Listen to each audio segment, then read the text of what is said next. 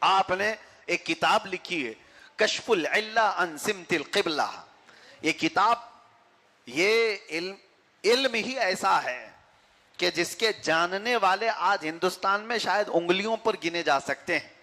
چند ہی لوگ بچے ہوں گے جو قبلہ پہچاننے کا علم، اس میں زمین کا طول البلد، عرض البلد، ستاروں کی کیفیت، سب کچھ دیکھ کر کے پھر یہ حل کیا جاتا ہے، زائچہ نکالا جاتا ہے، حساب ہوتا ہے. ایک بڑا کٹھن علم ہے، اس کے جانکار بھی بہت کم رہ گئے، بہت کم رہ گئے.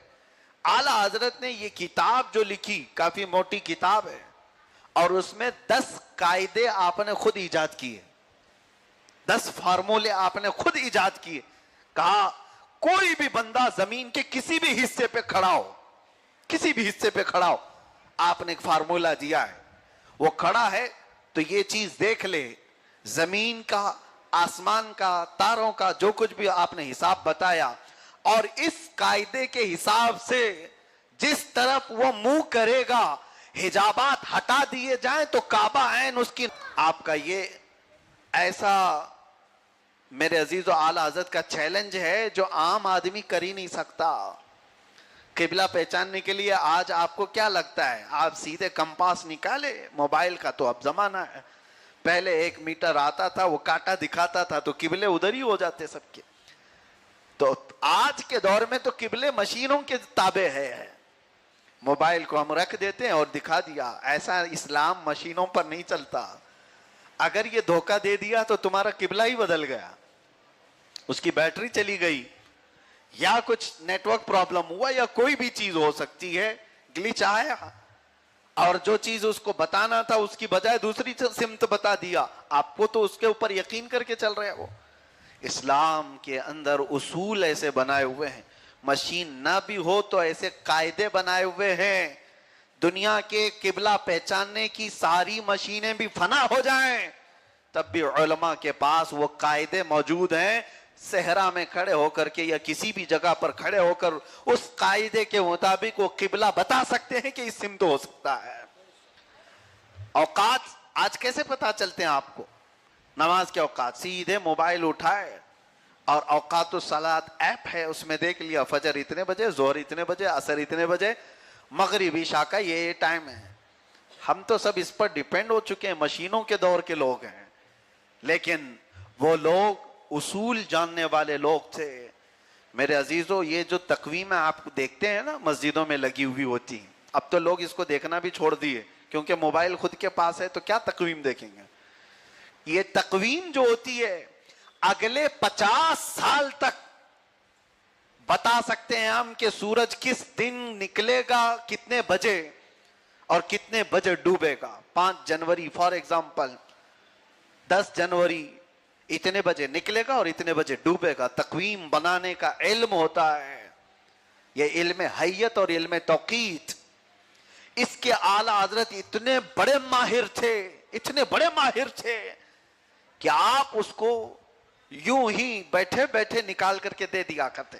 کوئی بھی شہر کا آدمی آئے اور کہے ہمارا یہ شہر ہے، یہاں کے اوقات ہمیں بتا دیجئے، اعلیٰ حضرت اس کے وہاں کے اوقات اگلے 50 سال کے بھی، یعنی 1 سال کا بنا کر کے دے دیا تو زندگی بھر اس کے لیے کام آ گئے. سورج کے اوقات متعین ہیں سال بھر کے. امام احمد رضا خان فاضل بریلوی رحمۃ اللہ تعالی علیہ کس علم میں ماہر تھے؟ علم نجوم کے ایسے ماہر. علم نجوم کس کو کہتے ہیں؟ ستاروں کا علم ہے. ستارے دیکھ کر کے پہلے لوگ بھوشمانی جو کرتے تھے آج بھی ہیں. آج بھی صبح صبح اٹھ کر کے کچھ لوگ راشی دیکھنے پر مصروف رہتے ہیں. ارے اس کا راشی کیا ہے؟ راشی اور باباؤں کے چکر لگا رہے ہوتے ہیں، اور بابا بولتا ہے تیرا شنی منگل میں بیٹھا ہوا ہے اور وہاں سے تجھے دیکھ رہا ہے، اور ابھی یہ محل ہے وہ یہ جو چیزیں ہوتی ہیں شنی روی سوم، یہ ساری چیزیں جو بنائی گئی میرے عزیزو ستاروں کے یا برج کے نام ہیں. 12 برجوں کے نام، پھر ستارے، پھر چاند کس محل میں جاتا ہے، یہ سارا ایک علم ہے. باؤنس جا رہا ہوگا تو سمجھ لینا تھوڑی دیر کے لیے. علم نجوم، علم نجوم پر یقین کرنا حرام ہے. اٹکل پچھو مارے جاتے ہیں اس میں. لیکن کچھ باتیں قریب حد تک بتا دی جاتی. پہلے کے جو نجومی ہوتے تھے وہ اتنی اوتھینٹک چیزیں بتا دیتے تھے کہ آدمی پاگل ہو جائے. تیرے گھر میں لڑکا پیدا ہوگا, ایسا ہوگا, ویسا ہوگا, ساری چیزیں نجومی بتاتے تھے. بادشاہ لوگ تو ایسے نجومیوں کو پالتے تھے. آج کے نجومی یہ تو کچھ نہیں, یہ لکڑ بگے, ان کے پاس کچھ بچا نہیں ہے. بس جو فضلہ پہلے والوں کا بچا تھا وہی کھاتے ہیں, باقی یہ ماہر نہیں. آج کے لوگ بھی, پہلے کے نجومی بڑے ماہر تھے. بارش کے اوقات ان کو معلوم ہوتے, کس جگہ پر دھوپ ہو رہی ہے یا چھاؤں ہونے والی ہے, ٹھنڈی کتنے دن ہونے والی. علم نجوم سے بتا دیا جاتا تھا کہ یہ چیزیں ہونے والی. ایک مولانا صاحب آئے تھے جو علم نجوم میں ماہر تھے, اعلیٰ حضرت کے پاس آئے. اعلیٰ حضرت ایسی تفریح کرتے ہوئے مذاقاً ان سے پوچھتے ہیں, مولانا بتائیے تو صحیح بریلی میں بارش کب ہونے والی ہے؟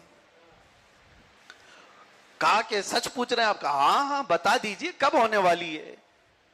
انہوں نے فوراً قلم کاپی نکالی اور اپنے علم نجوم کے ذریعے سے ادھر سے ادھر لگانا شروع کیا. پھر نتیجہ جو نکلا, رزلٹ آیا تو کہا اگلے 2 ہفتے تک تو بارش نظر نہیں آتی, آسمان بالکل سوکھا رہے گا اگلے 2 ہفتے تک. میں نے دیکھ لیا بارش کا کوئی امکان ہی نہیں. اعلیٰ حضرت مسکرا پڑے اور اس کے بعد کہا پکا کہہ رہے ہو آپ؟ کہا کہ ہاں, ہمارا علم نجوم یہی بتاتا ہے, گرامر یہی ہے, قانون یہی ہے, ہم برسوں سے اس پر مہارت رکھتے ہیں. تو اعلیٰ حضرت کے ہاں گھڑی لگی ہوئی تھی. آپ نے کہا کتنے بج رہے ہیں؟ کہا 9 بج رہے ہیں. کہا 11 بجنے میں ابھی کتنا وقت باقی ہے؟ آپ بھی بتا سکتے ہیں نا, 9 بج رہے ہیں تو 11 بجنے میں کتنا وقت ہے؟ کتنا وقت؟ 2 گھنٹے. مولانا نے بھی یہی کہا کہ ابھی 2 گھنٹے ہیں. اعلیٰ حضرت نے کہا کیا 2 گھنٹے سے پہلے 11 نہیں بج سکتے؟ وہ بھی ہنس پڑے کہ حضور کیسی بات کر رہے ہیں آپ, 2 گھنٹے سے پہلے یہ 9 بج رہے ہیں, ابھی 11 بجنے کے لیے 2 گھنٹے لگیں گے. اعلیٰ حضرت نے کہا 2 گھنٹے سے پہلے 11 نہیں بجیں گے, میں بجاتا ہوں. گھڑی اٹھا لی, پیچھے سے اس کے گھما کر کے آپ نے 11 بجا دیا. جو کاٹے تھے, جو سوئیاں تھی, اس کو گھمایا اور 11 پر لا کر کے دیا. اعلیٰ حضرت نے کہا آپ تو کہہ رہے تھے 2 گھنٹے لگیں گے, یہ دیکھیے 11 بج گئے. اس کو تو آپ کو مذاق لگ رہا ہے نا.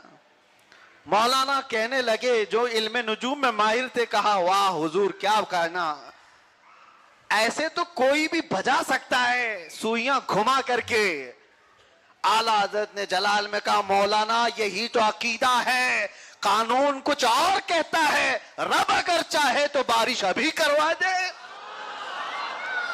قانون تمہارا کہتا ہے 2 ہفتے تک بارش نہیں ہوگی, لیکن اگر رب چاہے تو 2 ہفتے کیا, 1 ہفتہ کیا, 1 دن کیا, اگر میرا رب چاہے آج ہی بارش ہو جائے. اعلیٰ حضرت نے اتنے جلال میں کہا تھا کہ مولانا فرماتے ہیں کہ میں اعلیٰ حضرت کی خانقاہ سے اٹھا باہر آیا, دیکھا بریلی میں جھما جھم بارش شروع ہو چکی تھی, ابر چھا چکے تھے اور بارش شروع ہو چکی تھی. گفتہ خدا بوت گرچہ حلقوں میں, عبداللہ بوت فارسی میں کہا گیا ہے, کچھ بندے ایسے ہوتے ہیں ان کا کہا اللہ کا کہا ہوتا ہے, وہ جو کہتے ہیں اللہ اس کو پورا کر دیتا ہے. عزیزان گرامی وقار, یہ توکل اور یقین کا اعلیٰ درجہ تھا. تمہارا قانون کچھ اور کہتا ہے. ہاں بچے پیدا ہونے کے لیے 9 مہینے ہی لگیں گے, قانون ہے, اسباب اس طرح بنائے گئے ہیں, لیکن رب اگر چاہے, اللہ اگر چاہے تو 9 مہینے کیا, صبح حمل ہو اور شام میں بچہ ہو. اور ہوا. اس سے یہ ایسے نہیں ہے کہ کہہ دیا گیا ہے. آدم علیہ السلام کے ہاں جو اولاد ہوا کرتی تھی, ان کے حمل کے دن 9 مہینے نہیں ہوتے تھے, 9 مہینے نہیں. حضرت عیسیٰ علیہ السلام کی ولادت دیکھیں. دنیا کا قانون تو یہ ہے کہ بچہ پیدا ہونے کے لیے باپ اور ماں کا ملنا ضروری ہے, لیکن رب اگر چاہے تو بغیر باپ کے بھی صرف مریم سے عیسیٰ کو پیدا کرتا ہے. اور یہ تو قانون سمجھ میں بھی آ جائے, کسی کی عقل میں بھی آ جائے, لیکن اگر اللہ چاہے باپ بھی نہیں ماں بھی نہیں پھر بھی پیدا کر دے کسی زندہ کو. جانتے ہو کیسے؟ صرف اور صرف ایک پتھر سے. حضرت صالح علیہ السلام نے عرض کیا اللہ کی بارگاہ میں کہ مولا میری اس امت کو کوئی ایسی چیز دکھا دے کہ تیری قدرت پر انہیں یقین ہو. آپ کو حکم ہوا کہ اس پتھر پر ہاتھ رکھیں. ایک پہاڑ کے پتھر پر آپ نے ہاتھ رکھا تو اس سے ایک اونٹنی کا بچہ پیدا ہوا. تاریخ آپ کو پتا ہے جس اونٹنی کا ذکر قرآن پاک میں بھی آیا ہے. اللہ اگر چاہے تو کسی ایسی چیز سے پیدا کر دے. بہرحال اعلیٰ حضرت نے یہ توکل اور یقین سکھایا تھا. علم آپ اس میں بڑے ماہر تھے اور کئی ایسی چیزیں میرے عزیزو جہاں تک ہمارا دماغ بھی نہیں جاتا, عقل بھی کام نہیں کرتی. آپ ان کے جو علوم ہیں ایک ایک کر کے میں بیان کروں تو بہت طویل وقت ہو جائے. صرف آپ جو سمجھ پاتے ہیں اعلیٰ حضرت کے ان علوم کی مہارت کی وجہ کیا ہے اس کی طرف میں لے آنا چاہتا ہوں. ہم غور و فکر کر کے دیکھتے ہیں کوئی پڑھ لکھ کر کے بھی آدمی اتنی ساری چیزیں نہیں کر پاتا. آپ کتنے علم میں ماہر ہو سکتے ہیں؟ سائنس کا اسٹوڈنٹ پورا سائنس میں اپنا دماغ کھپا چکا ہے, اس کو پھر دوسرے چیزوں میں دماغ لگانے کی وہ نہیں. اب انجینئر سے کہیں کہ تو آپریشن بھی کر دے تو کہے گا میری فیلڈ نہیں. ڈاکٹر سے کہیں کہ تو گھر بنا دے یا پلان دے دے تو کہے گا میری فیلڈ نہیں. حالانکہ انجینئر اور ڈاکٹر دونوں سائنس سے ہی نکلے ہوئے ہیں. ہوتا یہی ہے نا, انجینئر بھی سائنس کی شروعات میں ہی آیا اور بس یہ ہے کہ وہ بایولوجیکل ہو گیا اور یہ اسٹیٹ میں چلا گیا. جیسے بھی اس کی فیلڈ چینج ہوئی پھر اس کے بعد کمپیوٹر سائنس کیا ہوا, وہ الگ سائنس والا ہے, وہ بھی انجینئر کہلاتا ہے. لیکن کمپیوٹر سائنس کیا ہوا انجینئر اس سے کہہ دو گھر کا پلان دے دے وہ بھی نہیں. وہ کہتا ہے نہیں میں آئی ٹی فیلڈ والا ہوں, مجھ سے پوچھو کمپیوٹر کی چیزیں یہ نہیں. اچھا کمپیوٹر کے معاملات میں اور ایک انجینئر ملتا ہے, میکینیکل انجینئر ہے, اس سے پوچھو تو پھر وہ اپنی فیلڈ کے باہر نہیں ہے. میں یہ بتانا چاہ رہا ہوں کہ ایک علم میں جب کوئی بندہ ماہر ہوتا ہے, یہ ڈگریاں ماہر بنانے کے لیے تو ہیں. آپ جو گریجویشن کر رہے ہیں یہ ایک فیلڈ میں ماہر بننے کی, لیکن ہم نے دنیا میں دیکھا جو جس فیلڈ میں ہے وہ دوسرے کو ٹچ ہی نہیں کر رہا. ڈاکٹرز کی بھی فیلڈ اب بدل گئی ہیں. پہلے کے تھے جو فزیشین جو سب چیک کر لیتے تھے, تمہارا آنکھ بھی, کان بھی, ناک بھی, پیٹ بھی, گھٹنا بھی, سر بھی, سب کر لیتے تھے. اب ایسا نہیں, سب کے ڈاکٹر الگ ہیں, سب الگ ہیں. ناک میں کوئی تکلیف ہو تو الگ ای این ٹی کے پاس جاؤ, نہیں عام ڈاکٹر نہیں دیکھے گا. ہاں کڈنی والا نیفرولوجسٹ وہ الگ چلے جائے, دل والا الگ ہے, کارڈیو, سب کے الگ الگ میدان بنے ہوئے ہیں. حالانکہ ایک ہی باڈی کے سب ڈاکٹر ہیں, ٹچ دوسرے کو نہیں کرتا. اللہ عالم, اللہ بہتر جانتا ہے کہ یہ شاید جان بوجھ کے نہیں ٹچ کرتے یا جانتے ہی نہیں یا فیلڈ الگ. یہ باتیں میں اس لیے بتا رہا ہوں کہ میں نے بہت غور خوض کر کے دیکھا کہ دنیا میں ایک فن کا ماہر ہوتا ہے تو دوسرے فن کو ٹچ نہیں کرتا. ایک فن کی بات کر رہا ہوں, ایک فن کی بات. اور اعلیٰ حضرت کی بارگاہ میں آؤ, ایک فن نہیں, دو نہیں, تین نہیں, اللہ نے آپ کو 55 علوم و فنون میں مہارت عطا فرمائی تھی. 55 فن کے آپ ماہر تھے. سائنس میں پوچھو تو بے دھڑک, جغرافی کے بارے میں پوچھو تو بے دھڑک, فزکس میں پوچھو تو رسالہ لکھ دیا, اور میتھس میں پوچھو تو آپ کی کتاب موجود ہے, علم جفر میں پوچھو کتاب موجود ہے, حیت و توقید میں پوچھو کتاب موجود ہے, بلاغت میں, عروض میں, فلسفہ میں, منطق میں, جس میں پوچھو کتاب موجود ہے. ارے الجبرا جس سے پریشان رہتے ہیں نوجوان, اس پر اعلیٰ حضرت کی لکھی ہوئی کتابیں ہیں. کیمسٹری پر آپ نے فارمولے دیے ہوئے ہیں. کون کون سے علوم, کیمسٹری والا کیسے سائنس میں آیا, سائنس والا فلاں میں کیسے گیا. میرے عزیزو یہاں پر آپ کو سمجھنے کے لیے دماغ چکرا جاتا ہے. اسی لیے سب سے پہلے ہی میں نے ایک جملہ کہا, اعلیٰ حضرت کو سمجھنے کے لیے کیا چاہیے؟ اعلیٰ دماغ چاہیے. اعلیٰ دماغ ہو تو تھوڑی بہت باتیں تو سمجھ میں آ جائیں گی. باقی تو اور بھی پہنچ جائے گا. ابھی میں کچھ اشعار پڑھتا ہوں، آپ جھوم تو جاتے ہیں اعلیٰ حضرت کے ہیں، اعلیٰ حضرت کے ہیں، لیکن معنی ہی نہیں معلوم ہے، سمجھ میں بھی نہیں آتی بہت ساری چیزیں ہیں. کیا آپ نے جو الفاظ میں بارگاہ مصطفیٰ صلی اللہ علیہ وسلم میں مدح سرائی کی ہے، وہ الفاظ دے کے ایک ہی نعت اگر میں آپ کو بتاؤں، ایک ایک شعر میں آپ نے الفاظ کا ذخیرہ بھر دیا ہے. جنا میں چمن، چمن میں سمن، سمن میں پھبن، پھبن میں دلہن، سزائے مہن پہ ایسے منن، یہ امن و امان تمہارے لیے. اتنا تو پتا چلا کہ اعلیٰ حضرت حضور کے لیے کچھ دے رہے ہیں، عرض کر رہے ہیں. لیکن یہ جملے، یہ کیا ہے؟ جنا میں چمن، چمن میں سمن، سمن میں پھبن، کیا ہے؟ اصالت کل، امامت کل، سیادت کل، حکومت کل، ولایت کل خدا کی یہاں تمہارے لیے. الفاظ کا ذخیرہ. عتیق و وسیع، غنی و علی، یہ اعلیٰ حضرت کے اشعار کی چند جھلکیاں میں آپ کے سامنے پیش کر رہا ہوں، جس میں بندشوں کے ساتھ آپ نے وزن کو بھی برقرار رکھا. نعت مشہور زمانہ سنتے آئے نا، لم یاتی نذیر کفی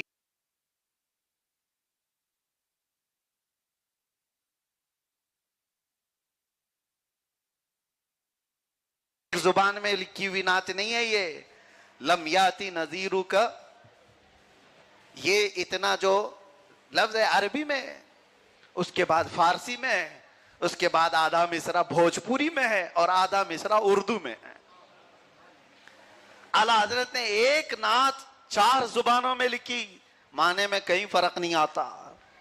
البحر علا والموج طغا، من بے کس و طوفاں ہوش ربا، منجھدار میں ہوں بگڑی ہے ہوا، موری نیا پار لگا جانا. معنی میں کہیں فرق نہیں آتا. ایک شعر میں اگر آپ کو سمجھاؤں، البحر علا والموج طغا. نعت سنتے بھی ہوں گے آپ، سنتے ہیں اور خوب مزے سے سبحان اللہ کہتے ہیں. اصل بات یہ ہے، عشق میں بولی ہوئی ہر بات سامنے والے کے دل پر اثر کرتی ہے. سمجھ میں آ نہیں رہا ہے تو بھی دل کو ہلا رہی ہے. البحر علا والموج طغا، عربی کا لفظ ہے. کہہ رہے ہیں سمندر بہت ہی طغیانی پر ہے اور موجیں بالکل اچھل کود کر رہی ہیں.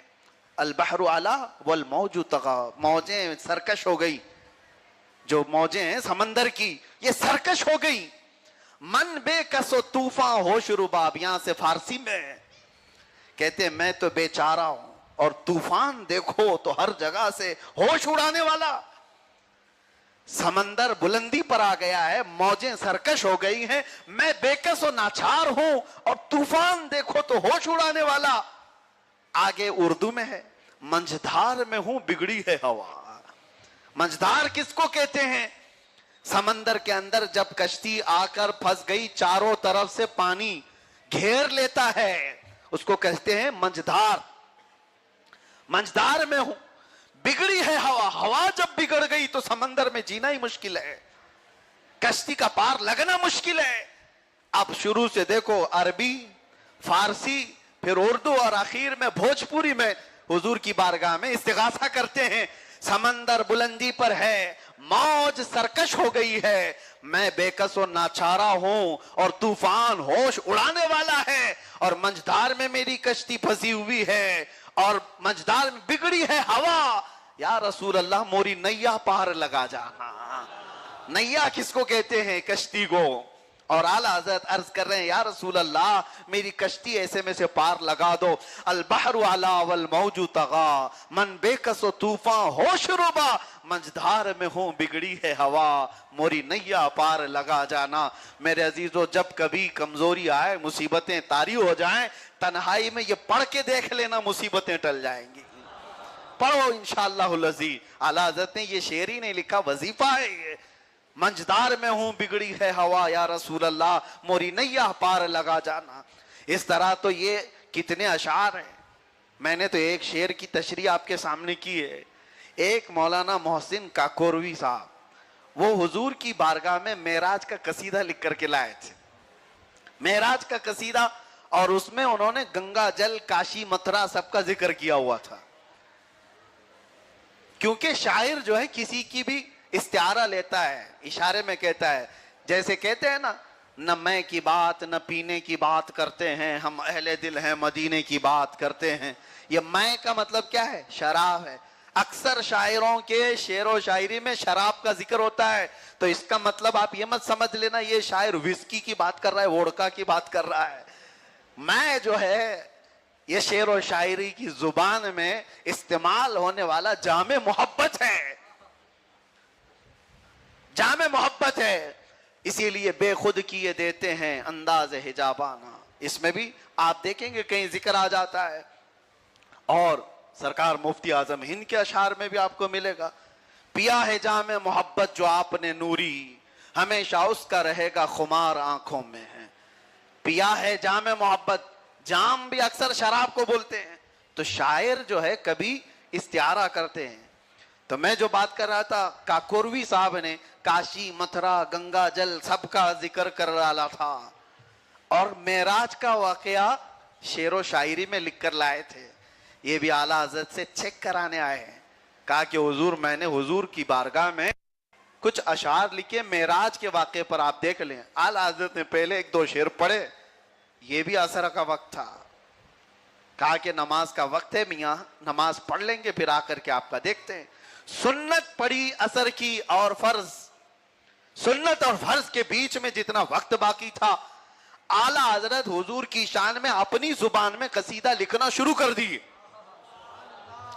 قصیدہ لکھنا شروع کر دیے. وقت لگا، عصر کی نماز ہوئی، آئے. کہا کہاں ہے کاکوروی صاحب جو قصیدہ لکھ کر لائے تھے معراج کا؟ آئے جلدی جلدی انہوں نے، وہ گنگا جل کاشی متھرا والا. تو اعلیٰ حضرت نے کہا صاحب آپ میرا سن لیجئے پہلے، آپ کا بعد میں دیکھتے ہیں. تو انہوں نے کہا جی حضور آپ سنائیے، آپ نے کب لکھا؟ کہا ابھی عصر کی سنت اور فرض کے بیچ میں. آپ نے مہمیز دیا، مجھے حوصلہ دیا، میں نے لکھ ڈالا. کہا آپ سنائیں. اعلیٰ حضرت جب سنانے لگے، اللہ اکبر، وہ قصیدہ معراج تو ایسا ہے، وہ سرور کشور رسالت جو عرش پر جلوہ گر ہوئے تھے، نئے نرالے طرب کے ساما عرب کے مہمان کے لیے تھے. ضیائیں کچھ عرش پر آئیں کہ ساری قندیلیں جھلملائیں، حضور خورشید کیا چمکتے چراغ منہ اپنا دیکھتے تھے. وہی ہے اول، وہی ہے آخر، وہی ہے ظاہر، وہی ہے باطن، اسی کے جلوے اسی سے ملنے، اسی سے اس کی طرف گئے تھے. پورا قصیدہ معراج ایک شعر کا، دو شعر کا، چار شعر کا نہیں، ٹوٹل 170 شعر کا قصیدہ لکھا تھا. قصیدہ معراج اللہ نے کیسے وقت میں برکت دی ان کے. اس وقت میں تو سوچتے سوچتے جماعت کا وقت ہو جاتا ہے. ہاں امام کا حال تو یہ ہوتا ہے کہ پہلی رکعت میں کیا پڑھوں، دوسری رکعت میں کیا پڑھوں، اسی میں تو مؤذن اقامت بول دیتا ہے. اتنے ٹائم میں کچھ ہو نہیں پاتا. اور ایک امام احمد رضا خان ہے کہ 170 کے قریب اشعار بارگاہ مصطفیٰ میں لکھ دیا. اسی لیے میں کہتا ہوں میرے عزیزو، جو حضور کا ہوتا ہے وقت بھی اسی کا ہو جاتا ہے. وقت کسی کے لیے نہیں ٹھہرتا، وقت کسی کے لیے نہیں ٹھہرتا، لیکن وقت کی جان رسول اللہ ہیں، اور جو ان کو تھام لیا ہر وقت اسی کا ہے. صبح اسی کی ہے، دوپہر اسی کی ہے، شام اسی کی ہے.